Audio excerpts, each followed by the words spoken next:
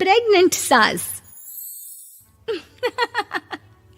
जमाना कितना भी बदल जाए, इतना भी नहीं कि बहू घर आए और सास गर्भवती दिख जाए। देखो मीरा, माँ का पूरा ख्याल रखना है, उनसे अब काम नहीं होता है। क्यों, क्या हो गया है? तुम्हारी माँ तो हट्टी कट्टी दिख रही है, पूरी शादी में घोड़ी की तरह नाची है, अब क्यों काम नहीं होता उनसे? वो माँ प्रेग्नेंट है ना, बच्चा होने वाला है। मैं कभी भी भाई बन जाऊंगा इस साल के अंत तक। क्या बोल रहे हो? वो सर पर हाथ रखकर बैठ जाती है। यार, पहले क्यों नहीं बताया? कैसा मजाक है ये? झूठ बोल रहे हो ना? हाँ, झूठ बोल रहे हो ना? तभी ससुर की आवाज आती है। बहू, पानी गरम कर दे, तेरी सास को दवाई देनी है।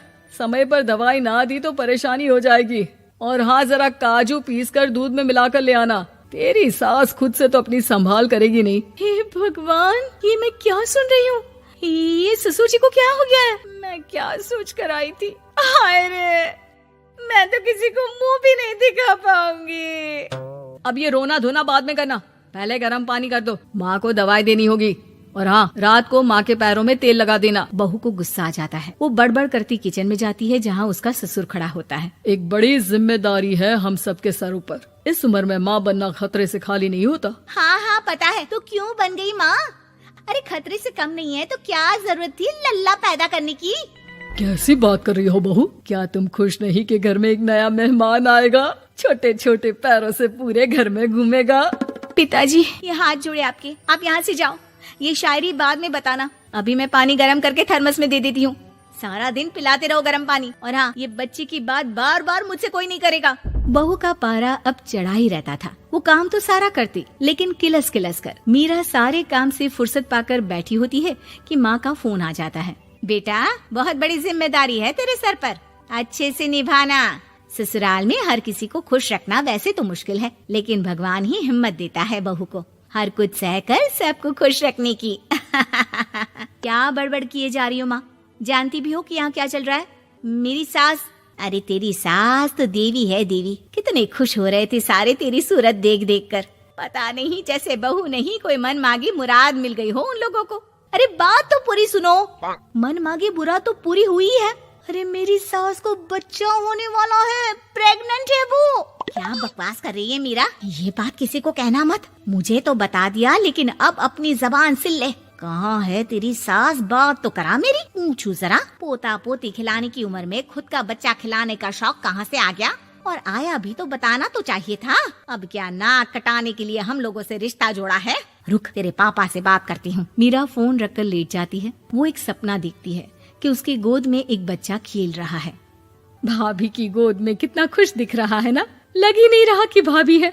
मैं तेरे लिए क्या लाया हूँ, सोने की बालियाँ। तेरी शादी में तो मैं बुढ़ा हो जाऊंगा ना। अरे कैसी बात कर रहा है बेटा, इसकी जिम्मेदारी तो तू ही लेगा। हम लोगों का तो कोई भरोसा नहीं, कब ऊपर वाला उठा ले। बहू को सास को देख देख कर गुस्सा आ रहा था। तभी वहाँ पड़ोसन आ जाती है। अरे बहू, तुझसे तो पूछने से भी डर लगता है कि कब खुशखबरी सुना रही है। अब तो अपनी 1 महीने की ननद की ही जिम्मेदारी संभाल ले, बहुत है। अपने जेवर भी रख देना और पैसे भी जमा करना शुरू कर दे। वो बात आगे बढ़ाती उससे पहले ही बहू जोर से चिल्लाकर उठ जाती है। नहीं नहीं नहीं नहीं, मैं अपने जेवर किसी को नहीं दूंगी। अरे कौन ले रहा है तुम्हारे जेवर? तुम औरतें भी ना सपने में भी जेवर ही संभालती रहती हो। मैंने जो सपना देखा है ना, सुनोगे तो होश उड़ जाएंगे। अच्छा, तुम अपना सपना बाद में बताना, पहले मेरा सुनो। कल मैंने इतना अच्छा सपना देखा, इतना अच्छा सपना देखा कि अगर वो पूरा हो जाता है ना तो मैं तुम्हारे लिए रानी हार बनवा दूंगा। बहू अब सारे गम भूलकर पति का सपना सुनने में लग जाती है। अरे क्या सपना था, बताइए ना। बोलिए भी तो, क्या सपना है? मैं पूरा कर दूंगी अगर बात रानी हार की है तो। बोलिए बोलिए। मैंने रात को सपना देखा कि माँ को बेटी हुई है और मुझे बहन। सच्ची, इस घर में बेटी हो जाए तो मैं तो झूम ही उठूं। मीरा का मुंह बन जाता है। वो चुप हो जाती है और सपने की बात याद करती है कि बेटी हुई तो उसे ही अपने गहने उसे देने होंगे। फिर तो रानी हार की जरूरत पड़ेगी ही। भाई लड़की बड़ी होगी, उसकी शादी होगी तो जेवर तो चढ़ाने ही होंगे ना, कहाँ से आएंगे वो? कितने समझदार हो तुम मीरा। मैंने भी यही सोचकर तुम्हारे लिए रानी हार लेने का सोचा था। अरे फूटी किस्मत मेरी जो ऐसा परिवार मिला। मेरे पापा की तो मैं अभी क्लास लगाती हूँ, जो सब जानते हुए भी ऐसे परिवार में मेरी शादी कर दी।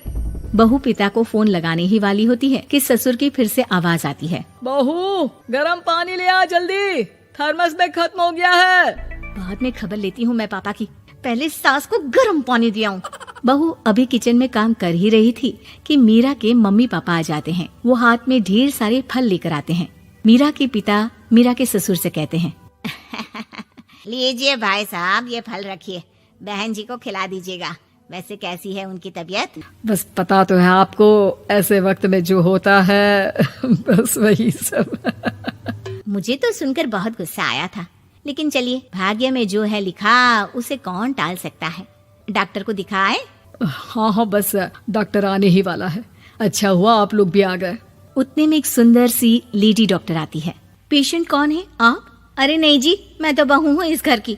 मैं तो अभी सोच भी नहीं सकती पोता या पोती के बारे में। अभी तो मेरी सास ही। अरे चुप हो जाना, देख तो ले, डॉक्टर है ये, किसी के भी सामने गुस्सा फोड़ देती है। डॉक्टर कमरे में जाती है और थोड़ी देर बाद बाहर आ जाती है। पीछे से सास भी निकल आती है। हे भगवान, इतना दुख तो किसी को भी ना दे जितना मुझे दिया है। देखिए बहन जी, आप लोगों को तो ये सोचना भी नहीं चाहिए था। वही तो मैं भी कह रही थी कि आप लोगों के लिए तो सोचना भी गुनाह है, लेकिन अब पछताए होत क्या जब चिड़िया चुग गई खेत। डॉक्टर वहाँ से चली जाती है। मैं माँ नहीं बन सकती, मैं प्रेग्नेंट भी नहीं हूँ। ये कैसे? तुम तो बोल रही थी कि अरे वो गैस का दर्द था और पेट भी गैस से फूल रहा था। डॉक्टर ने चूर्ण दे दिया है, गर्म पानी से फाँकना है। हाँ? मैं अभी लाती हूँ गर्म पानी। अरे मैं तो गीजर ही लगा देती हूँ। हाय रे, खुशी के मारे पागल ना हो जाओ।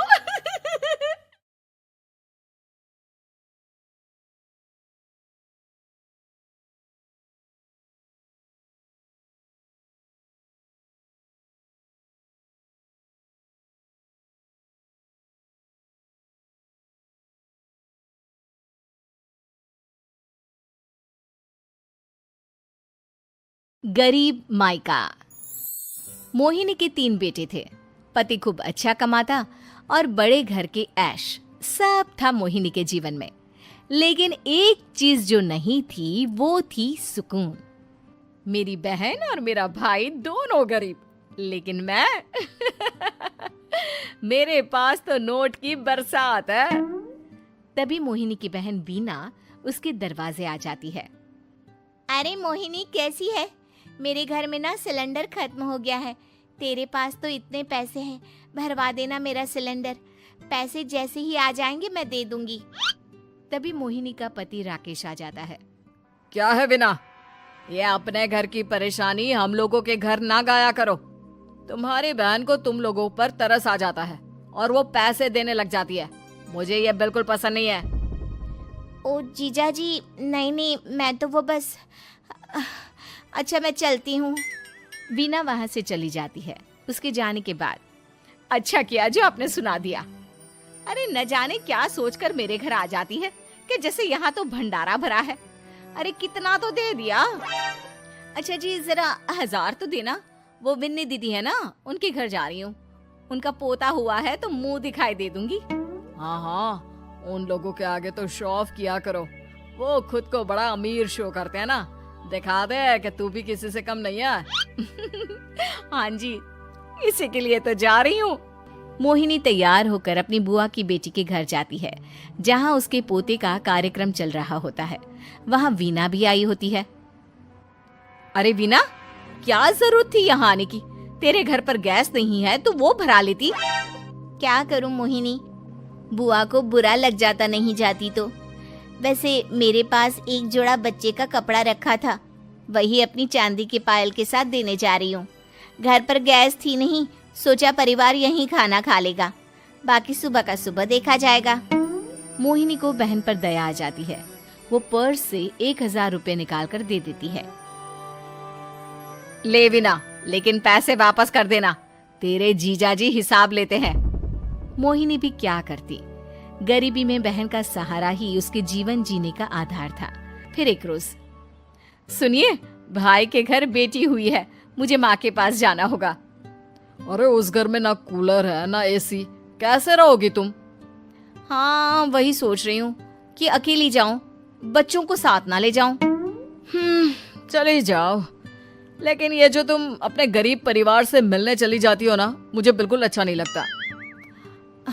पता नहीं मैं भी कैसे मैनेज करती हूँ, लेकिन क्या करूँ। मोहिनी भाई भाभी के घर आती है। मोहिनी, कैसे आना हुआ? तू यहाँ हम लोगों के घर रह लेगी या फिर किसी होटल में रहेगी? क्या हो गया है माँ? मोहिनी को क्यों ऐसे बोल रहे हैं आप? अरे तू नहीं जानती अपनी ननद को, पैसे वाली है ना, तो ऐड कुछ ज्यादा ही है।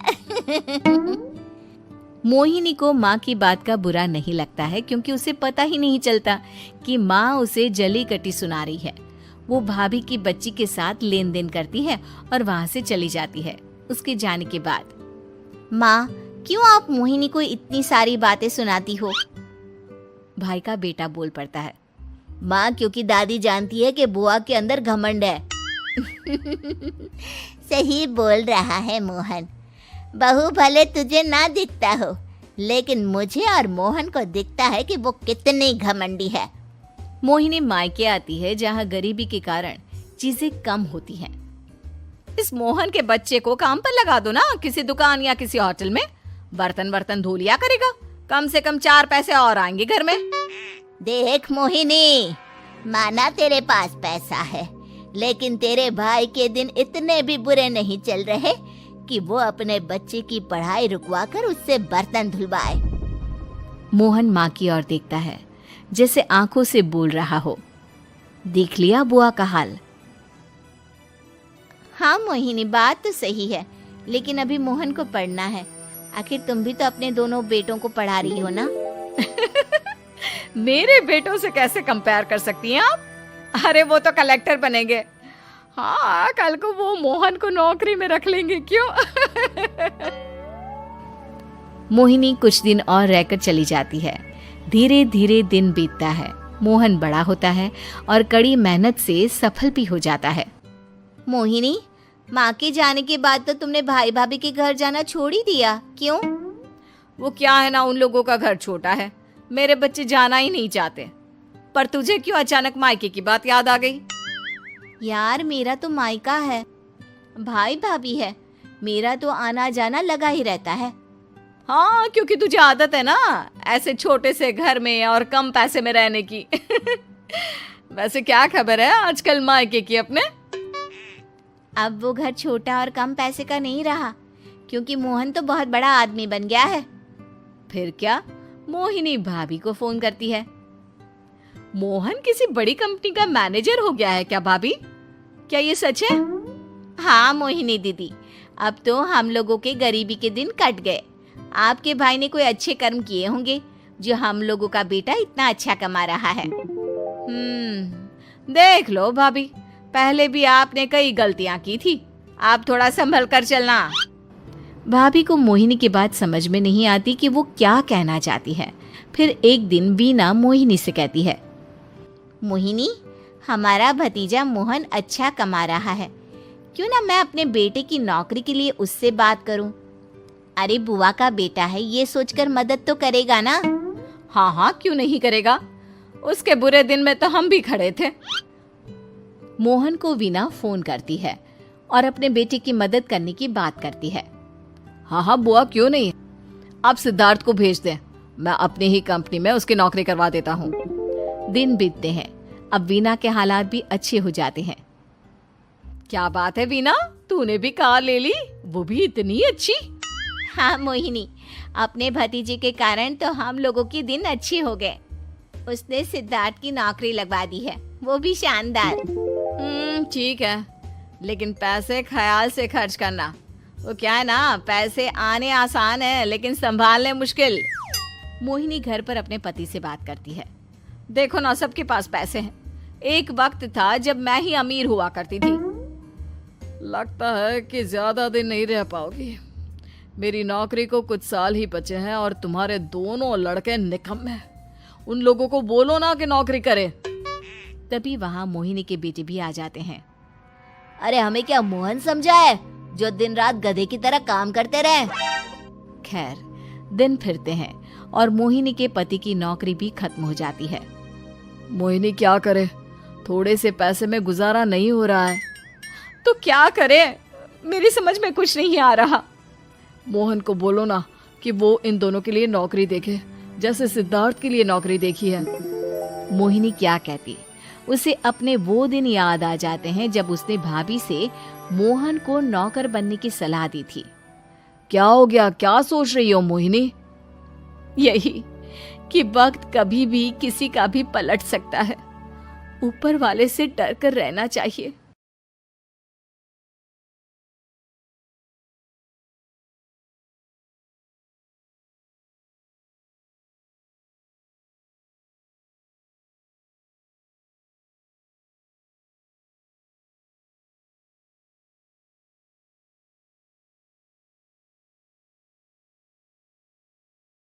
गरीब भाई की अमीर बहन। किशोर और पिद्दी दो भाई बहन थे। पिद्दी बहुत खर्चीले स्वभाव की थी। वो जितना कमाती अपने ऐशो आराम में पैसे उड़ा दिया करती। लेकिन किशोर समझदार था, घर को साथ लेकर चलना जानता था। अपनी बहन के जितना कमाता तो नहीं था, लेकिन फिर भी वो किसी तरह घर का खर्च चला लेता था। एक दिन पिद्दी किशोर से कहती है, किशोर, तुम थोड़ा ज्यादा क्यों नहीं कमाते? मेरे दोस्त रोज मेरा मजाक उड़ाते हैं। अरे बहन, मैं कोशिश तो कर रहा हूँ। अच्छा सुनो, अगले महीने रक्षाबंधन है, मुझे सोने का हार चाहिए, इससे कम कुछ भी ना लूंगी। अरे दिला दूंगा बहन। किशोर को पूरी रात नींद नहीं आती। उसके दिमाग में बस ये चल रहा था कि उसकी माली हालत इतनी बिगड़ चुकी है, अब वो सोने का हार कहाँ से लाएगा। अगले दिन किशोर सुबह सुबह घर से ये बोलकर निकल गया कि पिद्दी, मैं गांव से बाहर जा रहा हूँ, कुछ दिन घर नहीं आऊंगा। किशोर ने अपने काम के साथ साथ फेरी में कपड़े बेचने भी शुरू कर दिए, जिससे वो ज्यादा से ज्यादा पैसे कमा सके। रात में वो एक बिल्डिंग की चौकीदारी भी करने लगा। अपने काम से थोड़ा बहुत समय निकालकर बस कुछ घंटे की नींद ले पाता था। और कब वो कुछ दिन एक महीने में बदल गए और रक्षाबंधन भी आ गया, पता ही नहीं चला। लेकिन किशोर अभी तक घर वापस नहीं लौटा। जहां वो काम करता था, पिद्दी के नाम का गुल्लक रखा हुआ था। किशोर ने उस गुल्लक को फोड़ा और सारे पैसे इकट्ठा करके एक सोने का हार खरीद लिया। घर में पिद्दी किशोर का इंतजार कर रही थी। तभी किशोर आता है। कहाँ चले गए थे? 4 दिन का कहा था और 1 महीने से पता नहीं कहाँ गायब हो गए थे। मैंने बस एक हार मांगा था और तुमने तो घर ही छोड़ दिया। अरे मुझे थोड़ा काम मिल गया था। कुछ नहीं, सब समझती हूँ, बहाने थे तुम्हारे। अपनी बहन के लिए इतना भी नहीं कर सकते, कैसे भाई हो? चलो यहाँ बैठो, राखी बांधती हूँ। पिद्दी ने किशोर को राखी बांधी। वैसे ही किशोर ने अपनी बहन के हाथ में सोने का हार रख दिया। उसकी खुशी का कोई ठिकाना नहीं था। वो मिठाई खिलाए बिना ही नेकलेस लेकर चली गई और शीशे के सामने अपने गले में हार रखकर देखने लगी। किशोर ने लड्डू उठाया और खुद ही खा लिया। ऐसे कई साल गुजर गए। एक दिन पिद्दी की नौकरी छूट गई। अब वो पूरी तरह किशोर पर डिपेंड हो गई थी। आए दिन किशोर को अपने महंगे महंगे शौक गिनाकर उससे पैसे मांगा करती थी। किशोर, कुछ पैसे देना, मुझे पार्लर जाना है। किशोर बिना कुछ बोले उसे पैसे दे देता। ये क्या, 500? अरे इतने में तो मुझे पार्लर में एंट्री मिलेगी बस। अच्छा, देता हूँ ना ज्यादा। अरे कैसे भाई हो, अपनी बहन के लिए इतना भी नहीं कर सकते।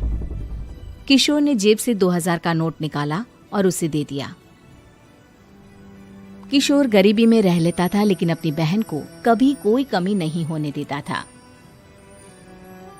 बेटा, पिद्दी तुम्हारी बहन है, उसे कभी किसी चीज की कमी मत होने देना और उसका ध्यान रखना, क्योंकि भाई का फर्ज होता है अपनी बहन का ध्यान रखना। किशोर ने माँ की कही ये बात हमेशा के लिए याद कर ली थी। शायद माँ की इसी बात की वजह से किशोर पिद्दी की हर जिद पूरी करता चला आ रहा था। किशोर, आज मैं अपने दोस्तों के साथ पार्टी करने जा रही हूँ, मुझे कुछ पैसे दो ना। किशोर पिद्दी को समझाता है, लेकिन पिद्दी नाराज होकर चली गई और अपने कमरे में सुबक सुबक कर रोने लगी। किशोर अपनी जेब से कुछ पैसे निकालता है और पिद्दी को दे देता है। किशोर खुद कभी अच्छे कपड़े नहीं पहनता, लेकिन पिद्दी को राजकुमारी की तरह रखता। पिद्दी के जाने के बाद किशोर अपने काम पर निकल गया। एक तरफ पिद्दी अपने दोस्तों के साथ मस्ती कर रही थी, तो वहीं दूसरी तरफ किशोर पैसे कमाने के लिए कड़ी मेहनत कर रहा था। कुछ और दिन ऐसे ही बीत गए। एक दिन पिद्दी एक लड़के को लेकर घर आई और उसे किशोर से मिलवाया। किशोर, मुझे इस लड़के से शादी करनी है, लेकिन इनके मम्मी पापा बोल रहे हैं कि उनको दहेज में एक कार चाहिए, तभी वो मेरा और पंकज का रिश्ता कबूल करेंगे। लेकिन बहन, कार खरीदना कोई सब्जी खरीदने के बराबर तो नहीं है। अरे कैसे भाई हो तुम? अपनी बहन के लिए इतना नहीं कर सकते? देखो, मैं ज्यादा इंतजार नहीं कर सकती। तुम्हें 1 साल में मेरे लिए कार खरीदनी ही होगी। अच्छा पंकज, एक काम करो, कल तुम अपने माता पिता को घर बुला लो, मैं उनसे तुम्हारे और पिद्दी के रिश्ते की बात कर लेता हूँ।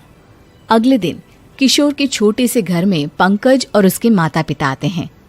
बेटा, तुम्हारी बहन ने हमारी शर्त तो बता ही दी होगी। जी बेटा, तुम तो इतने छोटे घर में रहते हो, दहेज कहाँ से लाओगे? मैं अपनी बहन की खुशी के लिए सब कुछ कर सकता हूँ। पंकज और पिद्दी का रिश्ता तय हो जाता है। किशोर अब अपनी क्षमता से 4 गुना ज्यादा काम करने लगता है। सुबह सबके घरों में न्यूज़पेपर फेंकता, दिन में मजदूरी करता और रात में चौकीदारी करता। खूब मेहनत करके किशोर ने अपनी बहन की शादी के लिए पैसे जुटा लिए। उसने अपनी बहन के लिए कार खरीद ली। जब वो पिद्दी के ससुराल वालों से मिलने गया तो उन्होंने किशोर से और पैसों की मांग की। इस बार किशोर हार चुका था। पिद्दी माफ करना, मैं तुम्हारी शादी उस लड़के से नहीं कर सकता। वो लालची लोग हैं, उन्हें सिर्फ पैसों से मतलब है।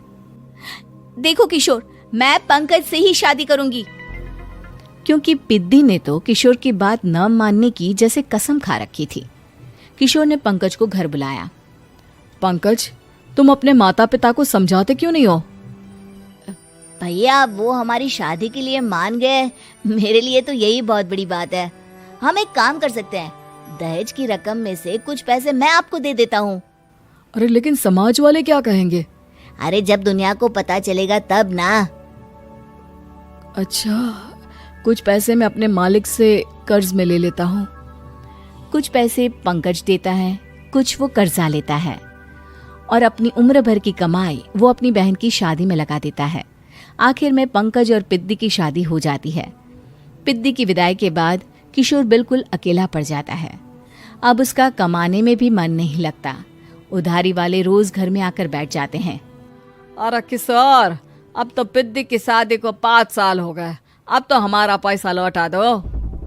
चाचा, पिद्दी के जाने के बाद किसी भी काम में मन नहीं लगता। अरे तो हमारा पैसा कैसे वापस मिलेगा? जी, कुछ करता हूँ मैं। किशोर के ऊपर बहुत सा कर्जा चढ़ गया था, इसलिए उसने तय किया कि वो ये घर बेचकर सबके पैसे लौटा देगा। अगली सुबह शहर के किसी साहूकार को उसने अपना घर बेच दिया और सबके पैसे लौटा के वो गांव छोड़कर चला गया। पिद्दी ने शादी के बाद कभी अपने भाई का हाल तक नहीं पूछा। किशोर को फर्क नहीं पड़ता था, बस ससुराल में उसकी बहन खुश है ये जानकर उसे खुद की खुशी मिलती थी और ये सोचकर कि उसने माँ से किया हुआ वादा पूरा कर दिया।